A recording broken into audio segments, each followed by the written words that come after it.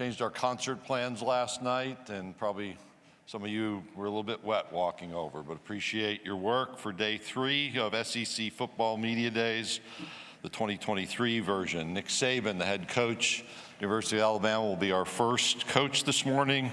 Nick's led teams to 7 national championships. He has won 8 National Coach of the Year awards and 10 SEC championship, following Bryce Young's Heisman Trophy award-winning year in 2021. Nick has now coached 4 Heisman Trophy winners. When you look at that in historical context, he joins Notre Dame's Frank Leahy for the most Heisman Trophy winners coached in college history.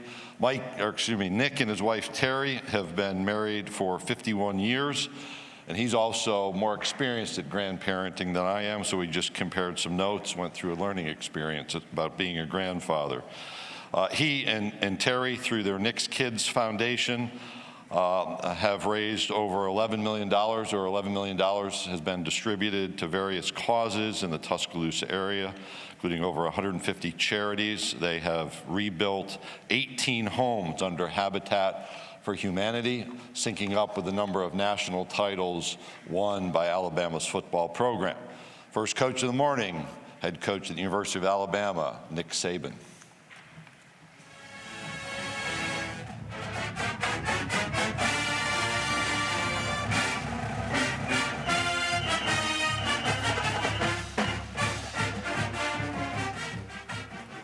Wow, that was quite a fanfare. I appreciate that. Great to see everyone. I hope you've had a wonderful summer. We've certainly had our share of good times, family times this summer. SEC Media Day is, one of my favorites because this means we are closer to football season. This is kind of the unofficial kickoff for football season from my standpoint, and maybe from yours as well. This is the first time we've been in Nashville, and I think this is a great place, and certainly in the heart of SEC country, and a great venue for all of us. I think you all know that we went on vacation to Italy. Just to clear that up, that was our 50th wedding anniversary gift to Miss Terry from some of our friends, which I successfully got out of for 2 years. Failed to be able to get out of it this year. Didn't really want to go, but it was a fabulous time. Fabulous, and I would recommend anybody do it. Lots of good culture, great architecture, art, a lot of good things to see. And I thought nobody would know us anywhere that we went, and we got roll-tided everywhere we went. So even in the Ferrari plant, we had a tour of the Ferrari plant, and these cats don't even speak English, and we're getting roll-tide. So I guess we must have a pretty decent brand. I'm talking about the University of Alabama now, but it was an enjoyable trip, and I'd recommend it to anyone. We've had a very good off-season, with our team. Good off-season program, good spring practice, very good summer. The team is taking shape. We're still evolving as a team. Lots of new players, some experienced players to go with some of the good young players that we have in the program. New coaches, evolving into the system and trying to get the young players on our team to be able to develop in the system. And so far, the players are very enthusiastic and very committed to developing the talent that we have on our team. And I think that that's a critical piece of sort of growing your team and developing your team, is that you can take the talent that you have and create the right mindset to go with that talent, because talent alone is not going to help them be successful, because they're heading someplace in the SEC as well as in the NFL if they have the opportunity to get there, where everybody has talent. So if you don't have the right mindset to go with it, then you're never going to bring that talent to fruition, nor will you be able to create the kind of competitive spirit that you need. And we're talking about having resiliency and perseverance and ability to overcome adversity and the discipline to pay attention to detail and do the little things right. And one thing that kind of goes with all that is humility. You know, when you have humility, you always think there's a better way. So you're always searching, you're always listening, you're always trying to learn. And therefore, you develop really good relationships with teachers, parents, coaches, and people who are trying to help you. And you have gratitude and you appreciate that. And that creates for great relationships, you know, on your team. And if you just think you're really, really good and you're better than everybody else, then sometimes you don't take those and develop those relationships with the same amount of gratitude, and you don't have the same kind of team chemistry that goes with players and coaches alike. So we want to stay focused on the process of what we need to do to play winning football at every position. And I'm not here to create expectations for our team. Lots of people will do that, but expectations in some way are a premeditated way to create disappointment. And I think you can look at it in your life, and that's why I say we need to stay process-oriented, not focused on the outcome, but focused on the things that we need to do to get the outcome that we want. And, you know, if you have high expectations for what you want to accomplish and it doesn't work out, it makes you focus on the outcome, and it doesn't work out, and you're very disappointed. So we would rather stay focused on what we need to do to get the outcome necessary to be the best that we can be as a team at every position and with every player. You know, we've had really good success in a lot of areas in our program, but one that I'd like to mention is academics. You know, you're really going to college to prepare yourself for the day you can't play football. That's what we always tell our players. So we want our players to have the personal development that's going to help them create the right mindset to be successful in whatever they choose to do. And we also want them to develop a career off the field, which I think is very important to long-term success because, you know, NFL stands for not for long. You know, there's only a 3.5, 4-year life expectancy in that league, so it's important for players to develop a career off the field. And we've had a tremendous amount of success. I think we're in the top 5 in the country in APR at 995. Our team, for the second time in the history of the University of Alabama, has over a 3-point grade point average. And we have like 650 players that have earned degrees since 2007, and we've been there. So this is one of the challenges, I think, to have a program that creates tremendous value for players on and off the field. The 3 players that we have here today, J.C. Latham, Kool-Aid, Dallas Turner, all are on track to graduate. You know they're all really good players at their position. They've been great ambassadors for the University of Alabama in terms of the class and character that they have. And we're very, very proud of who they are as people, students, and players. The NFL draft was pretty good to us. Again, this year we had 10 players drafted, 3 first-round guys. We've had 123 players drafted in our time in Alabama and 44 first-round draft picks, which this is a part of what we want to do too, help players develop a career on the field. And that's really important to us. You know, we have some new coaches that I've been asked about, 2 new coordinators, which it's always the most difficult to replace people on your staff that are in positions of leadership. But Tommy Reese is a bright young guy who's done a really, really good job. Players relate well to him. He relates well to them. He's a good presenter. He's very bright and understands the game conceptually very, very well, and has done a really good job of implementing our offense and adding to it things that I think will benefit us in the future. Kevin Steele is a longtime defensive coordinator in this league. He's coached with us a couple times before, so he knows the system, he knows what's expected. And Robert Bala is a new inside linebackers coach. So Our team has worked really hard. I'm encouraged by the progress that the team has made. I think every team has to create its own identity by what they do in terms of how they come together as a team, how people buy into the principles and values of the organization, respect and trust those things, respect and trust each other, have positive energy about how they go about their work and how they impact and affect other people.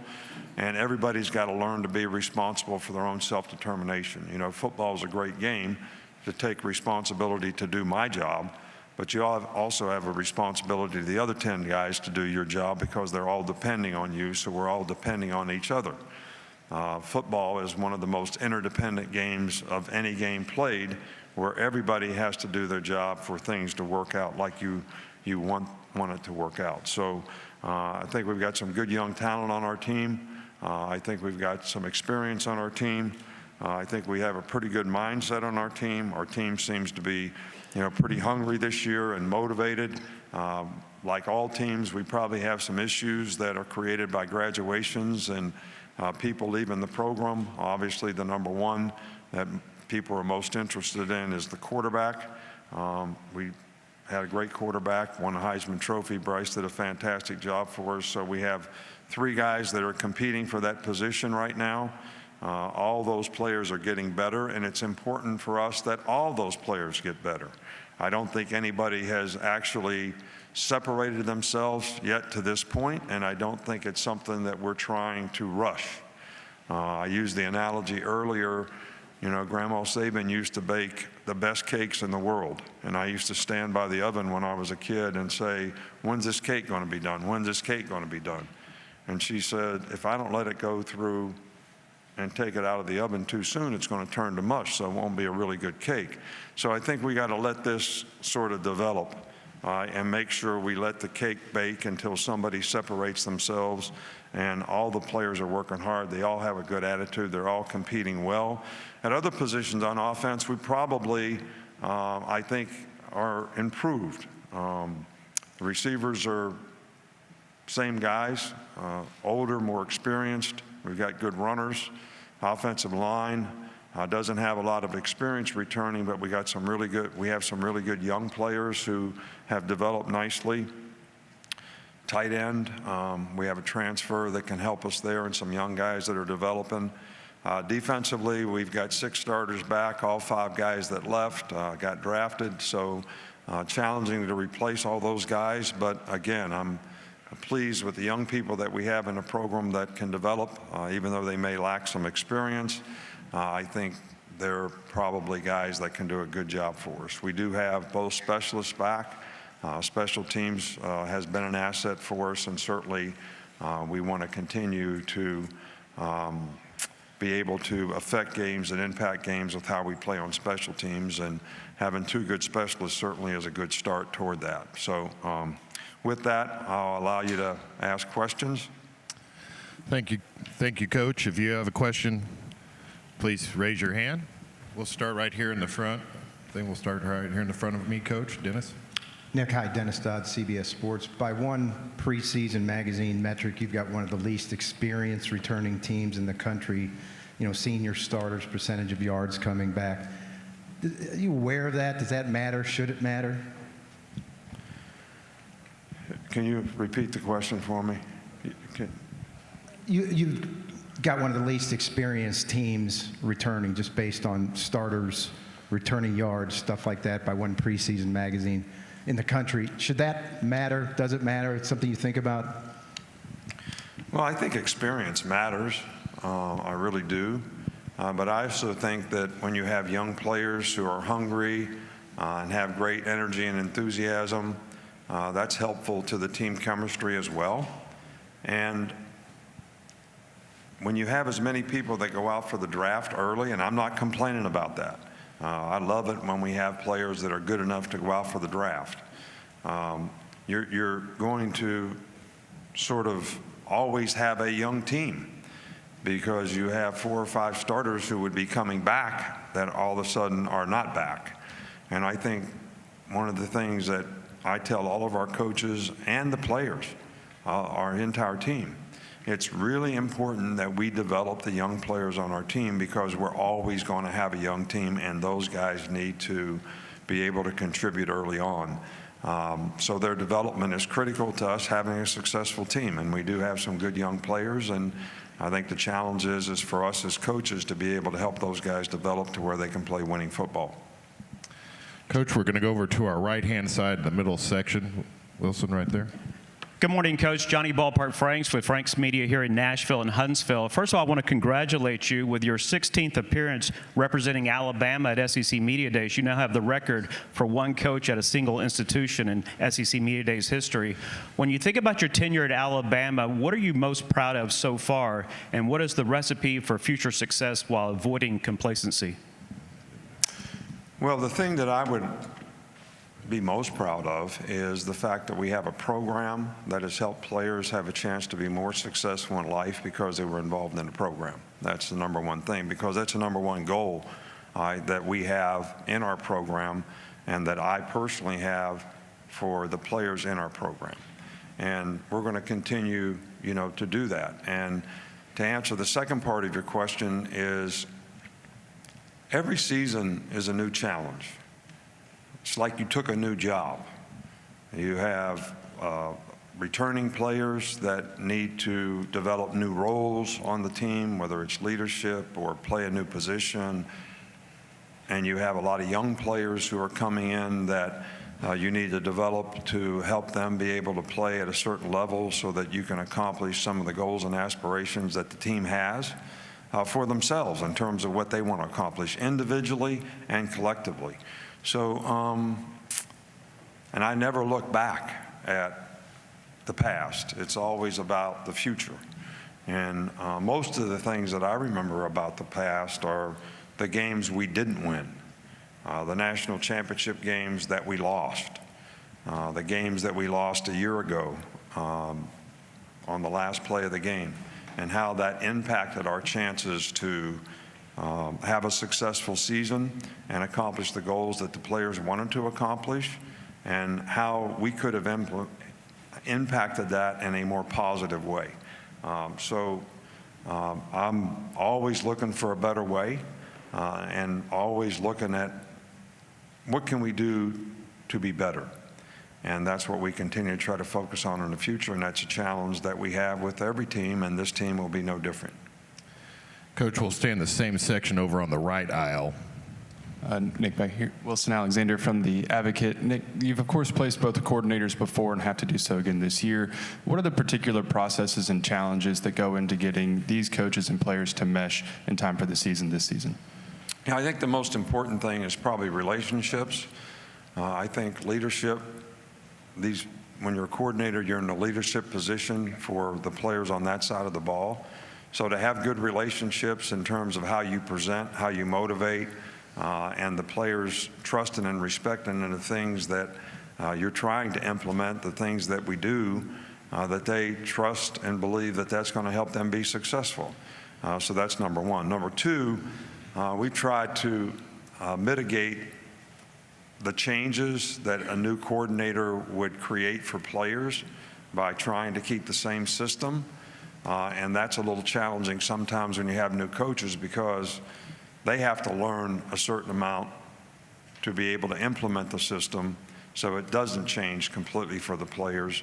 But I'm really pleased with the two new coordinators that we have. Kevin Steele obviously has been with us before, so he kind of understands the program and the expectation. And Tommy Reese is one of the brightest young guys I've seen for a long time in this business. So he's been a great addition and brought a lot of positives to the offensive side of the ball in terms of his ideas and how he relates to players, how he presents to players.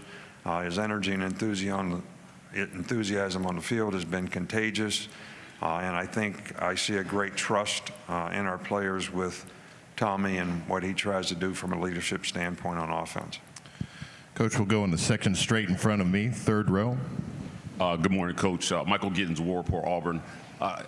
You've been adamant about player accountability as it pertains to their actions both on and off the field. You had a high-profile suspension in Tony Mitchell. It appears he's been able to earn reinstatement. Can you talk about what things players can do to regain the trust of the staff after these types of incidents off the field? Look, I think there's probably some occasion where most of us in this room, including myself, did something in our life that probably wasn't a great choice and a great decision. And we always want to try to create a path for players who have made a mistake to get a second chance, but also to help educate them on what they can learn from the poor decision or judgment that they actually made. And hopefully those things don't affect other people. I think it's much more serious when those things affect other people. And so hopefully the penalties and the time missed and the education received are all going to be beneficial to the learning experience of this young man, so that he has an opportunity to get an education, become a better person, that has a better chance to be successful in life, and also can contribute to the team. So there's a process that we try to go through when we can give players a second chance. If players continue to make mistakes over and over and over and over and don't seem to learn and make progress, they'll lose the respect of their teammates.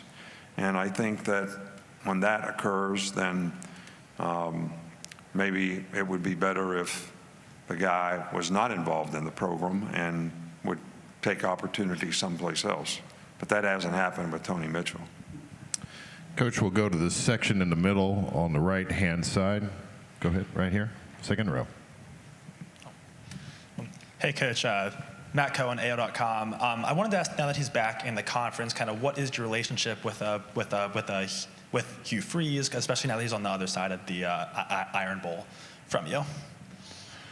Well, I've always had a tremendous amount of respect for Hugh Freeze. He's a good friend. I thought he did a great job when he was at Ole Miss. He obviously did a really good job at Liberty, and I'm sure he'll do a very good job at Auburn. So I have a tremendous amount of respect for him as a coach, and I think his history as a coach sort of speaks for itself. He's a good recruiter. They had really good players at Ole Miss when he was there, and I'm sure they'll do the same thing in this current position. So, look, I'm friends with a lot of guys. There's a lot of guys out there that work for me and did a great job, but that doesn't mean that you can't respect them, but you do have to compete against them, and that's part of it. You know, when I play golf, I play with some of my best friends, but they want to beat me and I want to beat them, and that's okay. But when the game is over, you're still friends.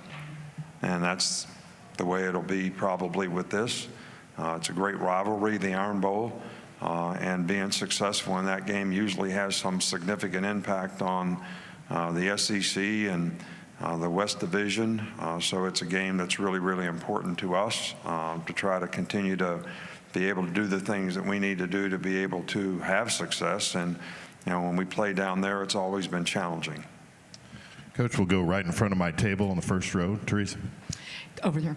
Teresa Walker with the Associated Press. Coach, you talk about losing players to the draft, having young teams. How much can that transfer portal be of assistance, especially as we hear across all levels of college sports, allegations of tampering and things like that? So what's your take on the portal, and how helpful can it be to get some experience when you've got a young team, thanks to the players you're losing to the draft? Right. Well, we've continue to try to build our team through recruiting quality high school talent. And we use the portal sort of as you would use free agency in the NFL.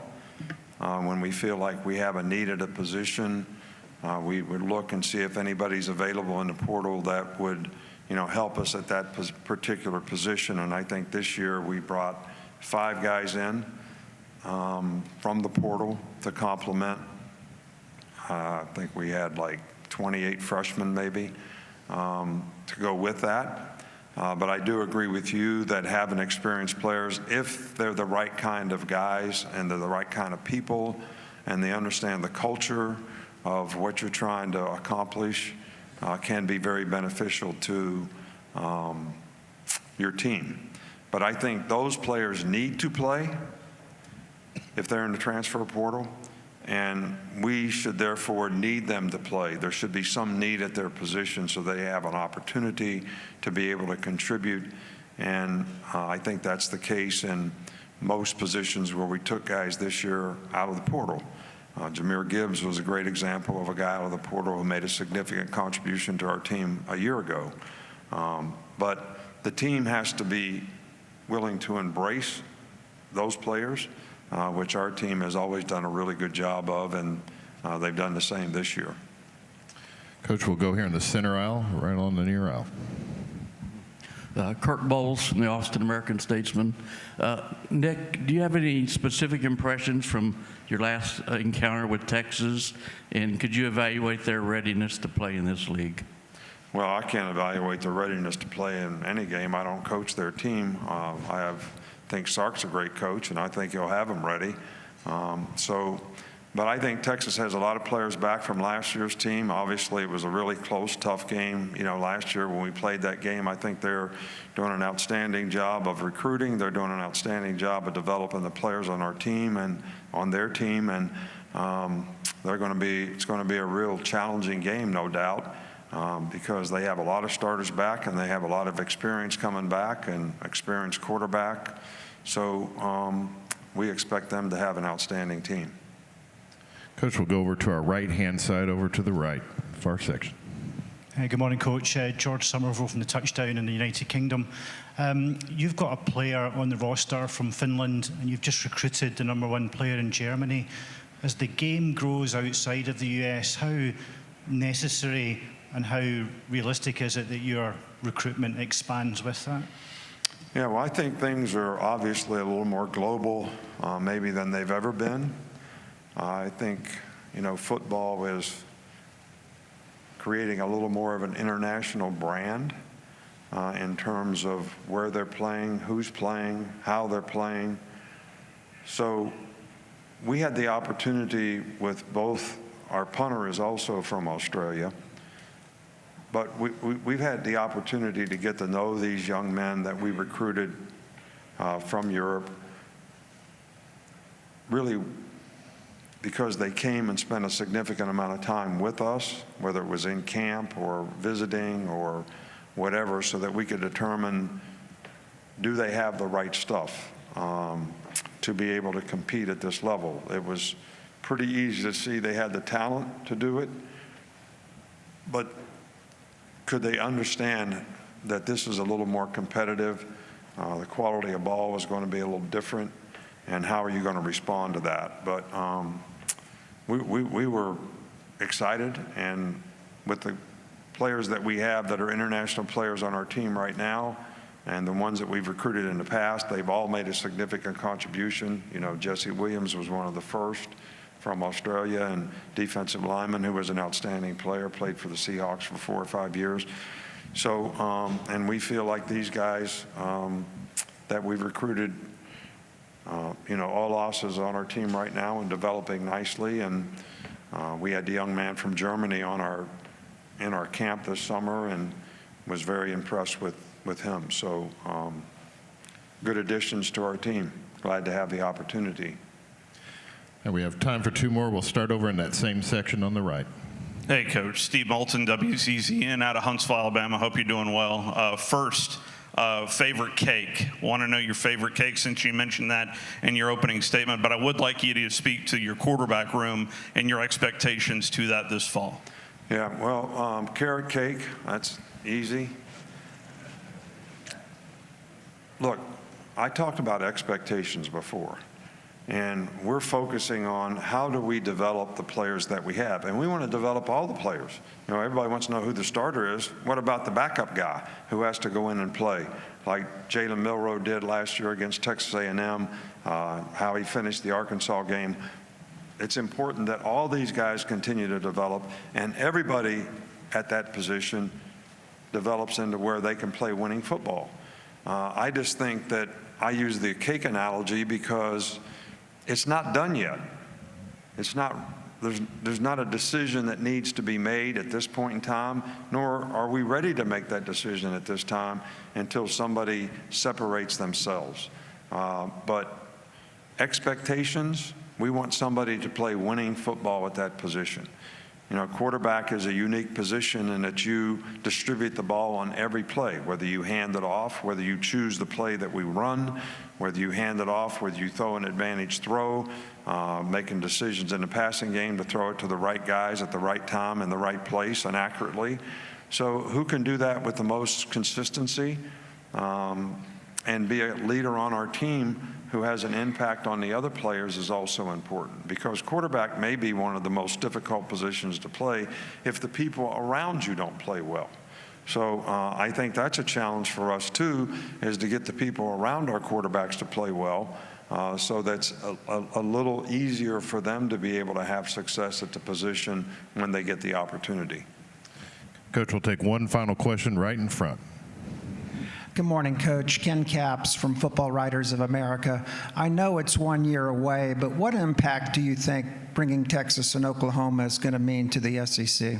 Oh, I think it's a great addition to the SEC. I mean, you've got two great programs that have great traditions, that have great fan support. I think it, just continues to sort of the map of the SEC. It just stronger than ever. I think the competition is going to be, it's always been difficult. It's going to be even more challenging because you got two really, really good programs who have consistently, if you look at the past, have been, top 10 programs for a lot of years, won national championships. So they're going to add a lot to the competition. I think with the new scheduling that we'll have in the future, it's more good games for fans, more diversity in who you play. So there's a lot of positives, about it. From a coaching standpoint, it's going to be much more challenging to be able to compete week in and week out, because I think when you look at the SEC, the thing that separates it is not the top, but the depth. How many good teams there are. There was 1 year where I think we played 9 teams who won the championship, where we played 9 teams that were in the top 15 or something. I can't remember what year, and a lot of that was playing good teams in the playoffs. You play a good team in the SEC championship game, but you also played a whole bunch of good teams throughout the course of the season. And that's one of the biggest challenges, I think, to be able to play with a level of consistency when you have 6, 7, or 8 really difficult games as opposed to 2 or 3. Because consistency and performance and playing at a high level becomes a premium, which in all sports, that's always the challenge. How are we going to play this day? And how are we going to accept this challenge and do it week in and week out? Coach, thank you for your time this morning. All right, well, I'd like to take an opportunity to thank you all for what you do for college athletics. You create a lot of interest in the fan base, and a lot of positive self-gratification for, the players who play the game.